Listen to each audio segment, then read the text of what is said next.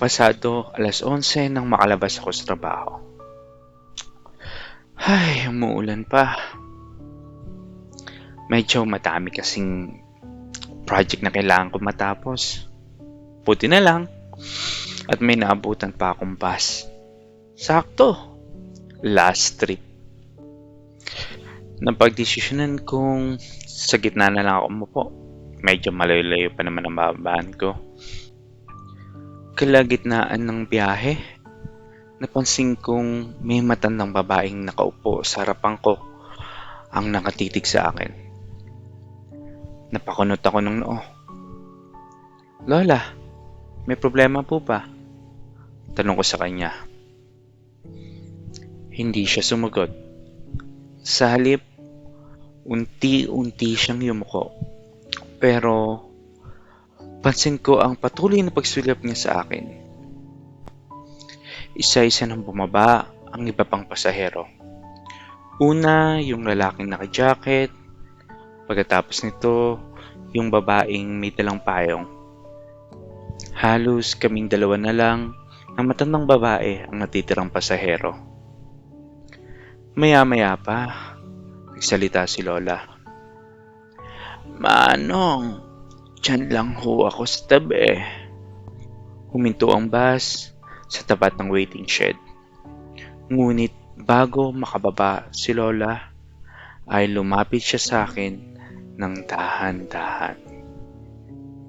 Ang mga mata niya ay dilat na dilat. Pumulong siya sa akin.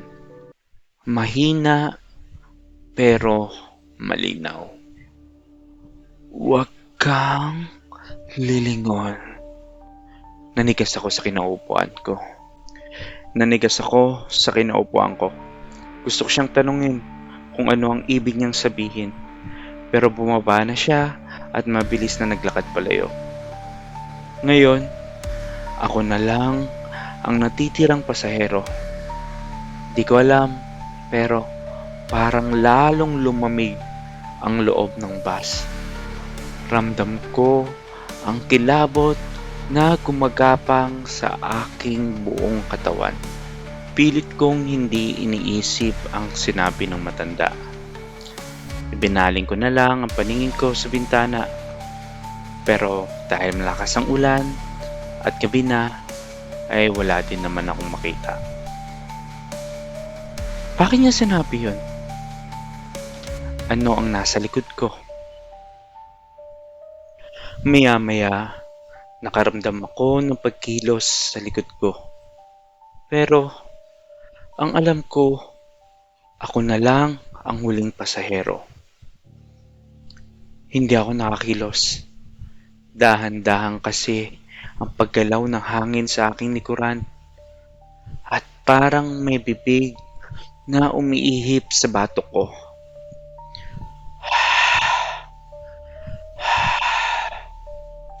Mahinang hininga ang naririnig ko. Nanginginig ang mga kamay ko. Tumatagaktak ang pawis. At kahit sobrang lamig na sa loob. At hindi ko na napigilan ang sarili ko. Lumingon ako. Dugo. Isang dugoang babae ang nakatayo sa likod ko. Maputla ang kanyang mga balat. Nakangiti siya pero punit ang pisngi. At higit sa lahat, wala siyang mga mata. Kita ko ang patuloy na pag-agos ng dugo sa kanyang mata, ilong at bibig. Napasingap ako.